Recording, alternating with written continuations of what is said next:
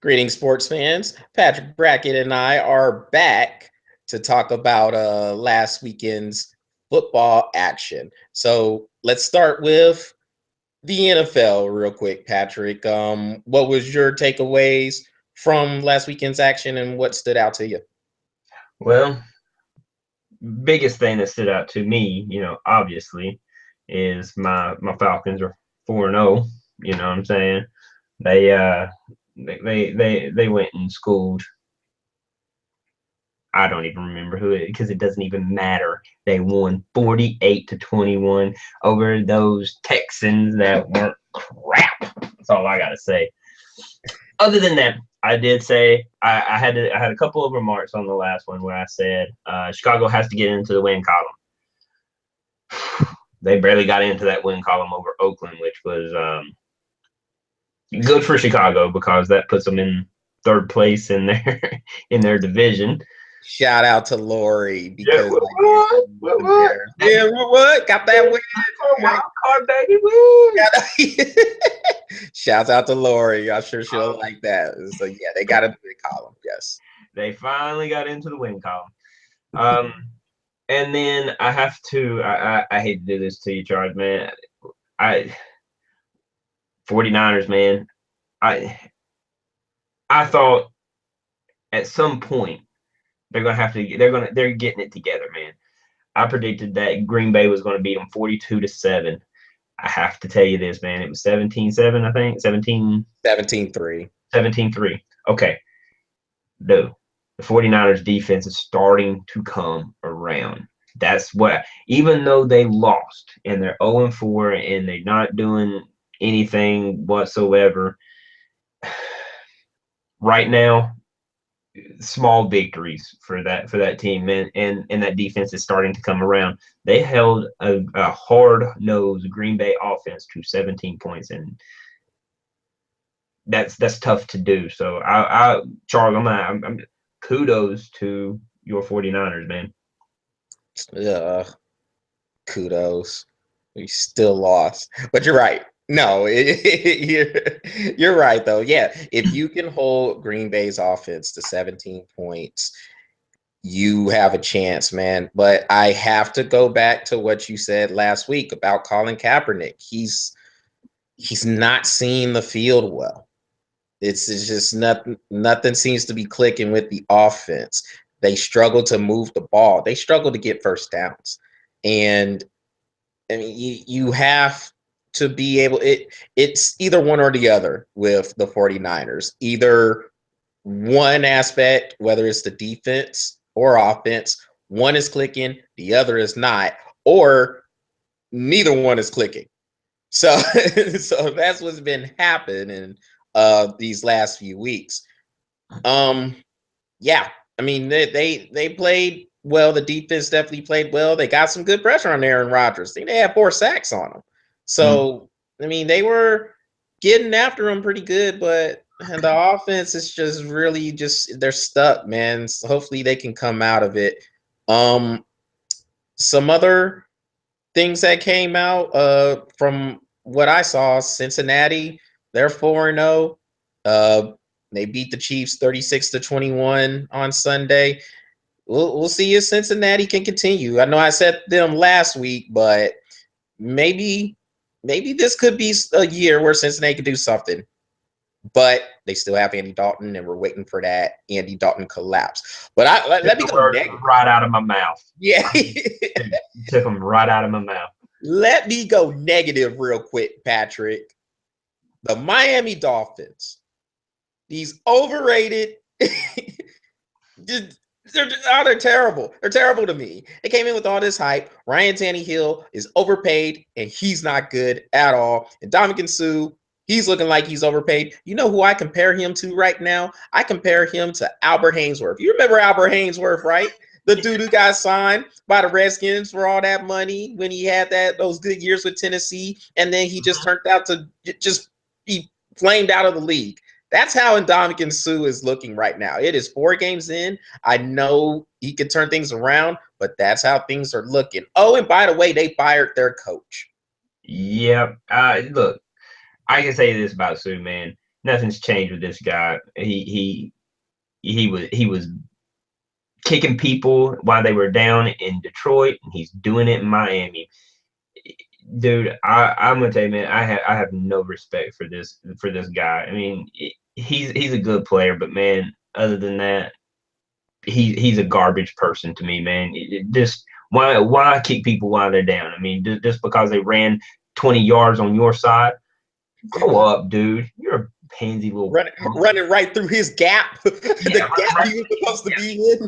man, and he needs somebody to hit him. I hope when one day they play St. Louis this year. I don't think so. No, they don't. I hope one day they run into St. Louis and Todd Gurley just nails his ass on the freaking ground. And when he kicks Todd Gurley gets back up and kicks him. Somebody needs to kick him. But yeah, other than that, man, that's enough spiel on that piece of crap. I have to say this one thing real quick, man. This is a shout out to Stan, dude. Your Cowboys, man. They can't win without Tony Romo, dude. I have to say it. I have to say it, man. I have to say it because I gave Tony Romo a lot of crap, and unfortunately, I still don't like him as a quarterback. I mean, don't get that wrong, but I have to tell you, man, he's the only chance that the Cowboys have to win. Boy, Patrick, man, my boy Patrick, seeing the light. I told you, man. Oh, no, I ain't seeing no light. I'm already in the light. I don't. Okay. I'm having to go into the dark area. Okay. One and two. I also got a shout out to Purdy, man. Look, man, I lost the bet, dude. Expect Tuesday I will be in Jersey. So Charles, tag him in it. I will have the jersey. I will be in the jersey. No, but remind them why you're in the jersey, Patrick. Remind them. Because I lost that Tebow was not going to be starting in week 4, and here it is, damn week 5, and he still ain't started. He ain't even on a roster. It's no reason why. It's because nobody is seeing the light there. He's chilling in the SEC network. So, yeah, man. Yeah. Actually, he was visiting cancer patients when week 4 was going on. Oh, well, I mean, hey, he's still doing productive things, man, and that's a good thing about Tim Tebow. I do actually hope he gets another shot. I do too. But shout out, Purdy. I'll have the jersey. All right, man. Well, before we move on to college, let's talk about the Carolina Panthers. So we got a request to discuss the Carolina Panthers, and here they are. They're 4-0. And I think, they have a bye week this week, so they can get some people back. Luke Kuechly has been out with a concussion, the big-time middle linebacker for them, and they've still managed to reel off some wins. Now, granted, let's see, they've beaten Jacksonville, Houston, Tampa Bay, and New Orleans. So maybe the competition hasn't been the best for Carolina, but I'm not going to take anything away from them. They're handling their business. Cam Newton quietly may be a candidate for MVP. Quietly. I mean, his QB rating right now is like an 88, I think, last time I checked. He's been their offense, Patrick. I mean, he's also running the ball well. He's moving the offense. He's moving. He's got what's his wide receiver? Corey Brown and you got Philly Brown, Ted Ginn, and the tight end Greg Olsen. Yeah, Greg Olsen. They're spreading it out pretty nicely, and then you got Stewart in the background. So, I mean, Newton is handling his business, man. I mean, like you said, the competition may be a little weak, but in comparison, dude, they're in the NFL for a reason. You know what I'm saying? And the defense has been playing well, man. Carolina's defense has been doing their thing. That defense has been on point throughout 4 games, man. And we always say the difference out of a good team and a great team is good teams, they win, they may lose, but a great team always finds a way to win. I like Cam Newton and him taking his team out there and he's pushing the gas pedal, man. It doesn't matter who you're playing, you got to come out there and play. I mean, and kudos to Cam Newton for doing that, man. You know, in the past he hasn't really been that on point of a quarterback. He's always known to point blame for everything else, but starting last season, man, this guy came in, he started accepting his role. He's watching film and he's seeing things that he had not seen in prior seasons. So, like I said, man, he's almost got a 90 QB rating, dude. He's doing his thing, man. He's not throwing many interceptions. He's taking care of the ball, and you're not seeing this team turn over the ball like they used to. They Yeah. could be a scary team, dude. Very scary. Yeah, Cam Newton has really grown, man. I mean, from I think it was his second year where he was just kind of just crying about everything, pouting, and I guess it was one of those things where he wasn't used to losing. Um, it started getting to him, and he's starting to show his frustrations. But he's starting to grow, and he's been growing since that second year. And I like how he's just going in there, playing the games, like you said, spreading the ball around, just handling the offense, man. And he's taking this load on, and he's pretty much saying, look, you know what? Get on my back. Get on my back. I'm going to lead you, and we'll see where we go. But I like how Carolina's playing, so I have to give them a lot of credit for handling their business. They got a bye week this week, so it's kind of chill, enjoy, and then get ready to come back for the rest of the year. So, And then one last thing, and we'll move on. Uh, mm-hmm. I have to say that they're very balanced, very Yes, very balanced. I mean, they're giving Stewart his carries, and the guy behind him, like Whitaker, yeah, I, Bossy Whitaker, yeah, um, they're getting their touches, man. I mean, Stewart got 25 touches last game. I think he actually got like 23. But Whitaker right behind him with 7. I mean, that's 30 rushing, and they tore Tampa up with that play action. So I just wanted to say that, man, they're very balanced, very very balanced team, very good team. I do want to see what they can go against when they get into a little more of a potent defense. But as of now, they're handling business. They're 4-0, and they're number one in their division. So yep, tied with Atlanta. Tied with Atlanta with the 4-0 record. That the schedule will get tougher. They do see Green Bay. They do see Seattle.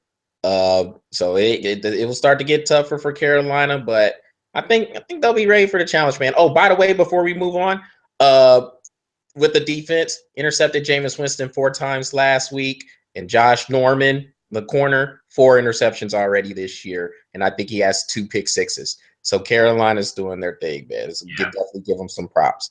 What about college, Patrick? What was your takeaways from there this week? Well, where do I start? Do I start with that crappy freaking Georgia Alabama game? Piece of crap, Georgia. See, I told you there's a reason why they don't start Garrison Lambert. Lambert sucks. There's a reason why he left Virginia, and it's because they saw through his BS. He sucks, and here we are now, 4-1, and looking like crap. That's my takeaway from the whole freaking week. Oh, Patrick, no. Look, man. Yeah, that's definitely a takeaway. Yeah, Alabama is still a factor. I think there was people who counted out Alabama. They're still a factor. They will still be heard from.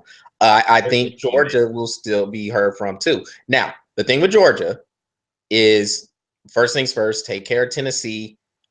And then the game against Florida coming up for that world's largest outdoor cocktail party, although they don't want to call it that anymore. I'm tired of all these politically correct punks. But anyway, uh, but I will still call it the world's largest outdoor cocktail party. And that game will pretty much, in my eyes, decide the winner of the SEC East. So if Georgia can win that game, well, who knows? They might get another crack at Alabama or LSU or A&M. but maybe Alabama in the SEC championship game. So we'll see how it goes. But I think other takeaways: Clemson beating Notre Dame. Yeah, I know, right? So How Clemson, about Iowa beating Wisconsin? you know, And this brings up a very interesting point about Ohio State. This team, they may make it. They may make it to Michigan State, and then they may get routed by Michigan. And if they get past Michigan State and they get past Michigan, then there's a good chance they're probably going to get their butt whipped against Iowa. yeah, Iowa. Ohio State, man. I remember when everybody was talking about at the beginning of the season, the whole thing with the quarterbacks was a good problem to have because you have Cardale Jones, who helped lead the team to a national championship, playing those 3 games, beating Wisconsin, Alabama, and Oregon. And you had a guy in JT Barrett who was playing very well before he got hurt. Now, you don't know what quarterback is going to assert themselves as the starter. So I guess Urban Meyer said he's going to stay with Cardale Jones, but I mean, we'll see. You remember when there's a lot of people Cardale saying Jones mess up and he'll bench him just because that's how Urban Meyer is. But Patrick, you remember when people were actually talking about Cardale Jones going to the NFL draft, and here he is struggling against Northern Illinois? I do remember that. And we said, me and you didn't have that conversation. Is he ready for the NFL? No. And that ended the conversation.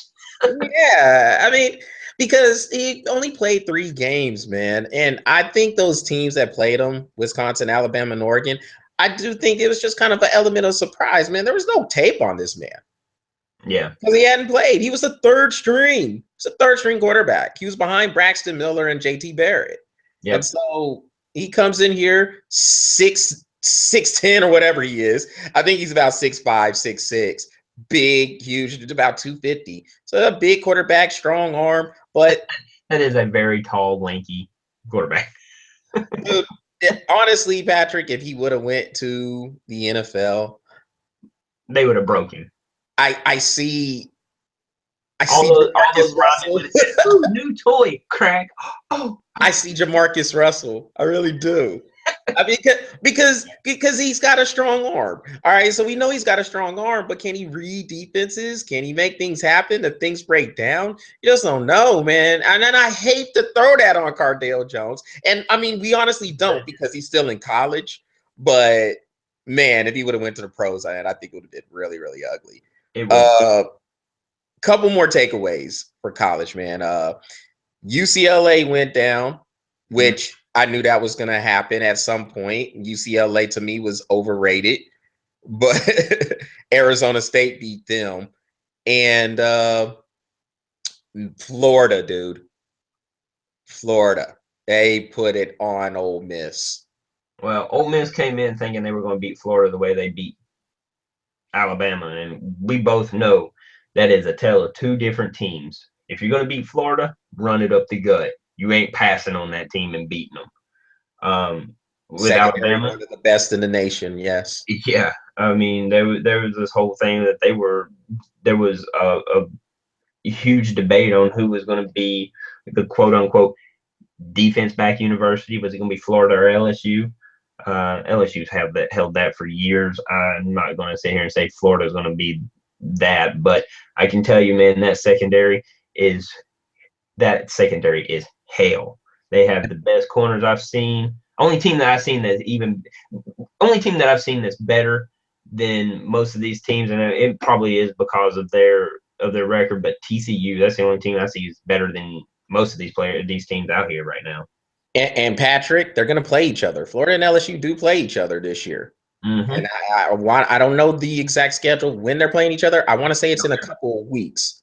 So, and that game is in Baton Rouge. Yep. So that game, I will see it. Yeah, I will definitely be watching that one when they play. One more thing before we wrap up, man. I have to say, my boys, Texas is, oh my gosh, it's mutiny. It's mutiny down in Austin. You got beat 50-7 by TCU, and you have players tweeting at halftime, apparently, talking about they ready to transfer to A&M. I know. All right, that's news to me, man. I hadn't heard that yet. Oh man, it is bad. It is bad. You have players tweeting during halftime talking about, man, I'm ready to go ahead and transfer to A&M. I'm talking about whenever y'all ready, gig them. It's like, are you kidding me, man? What is going on in Texas? Look, it is a really, really difficult situation, and unfortunately, Patrick, we got the Red River Shootout. I know it's called the Red River Showdown, but I will always call it the Red River Shootout coming up here against Oklahoma on Saturday. It could get About ugly. this country that hates alcohol and guns. I had to ask the question. They don't want to call it the outdoor cocktail party anymore, and they don't want to call it a shootout. What is it about this country that doesn't like alcohol and guns? 'Cause I'm gonna tell you right now, I like alcohol. Yeah. I'm just saying. Yeah, I mean, I'm not a big. I'm from Georgia. I can shoot a gun. You know what I'm saying? But I'm not going to carry one everywhere I go. I mean, I don't live in Texas, or by no means. Yeah, everybody got a gun. Everybody got a gun in Texas. Yeah. If you don't have a gun in Texas, you ain't a Texan. Yeah. You're a foreigner. You need to go back across the border. But wait, hold on. The people come across the border, they got guns. You know? Texas. But yeah, I don't get it either, Patrick. It's like everybody is all about this portraying an image thing. So if you have stuff pertaining to gun violence or alcohol poisoning or whatever it is, you gotta take the name out. It's crazy to me. Everybody's ultra sensitive, dude. Ultra sensitive, and then I look at an ESPN and they're advertising for Jack Daniels. Right. Oh, woo. Yeah.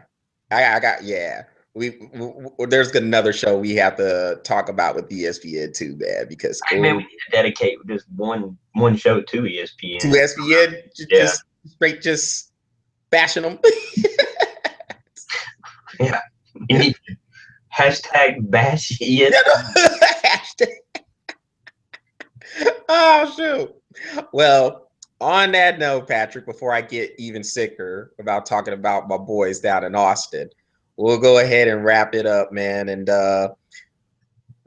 for the next show, I guess we'll just try to talk about what's coming up for this weekend for NFL and college. So until then, sports fans, make sure you check out, once again, the Google Plus, Facebook pages.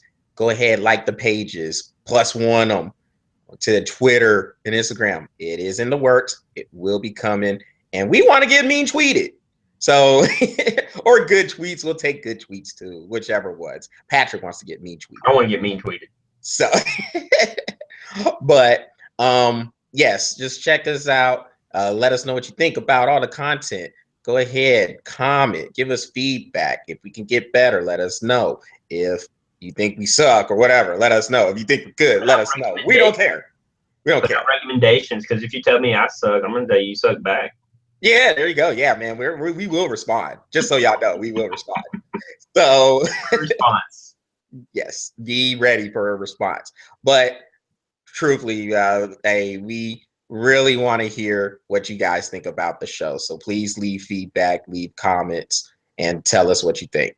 Until next time, we will talk to you soon, and take care.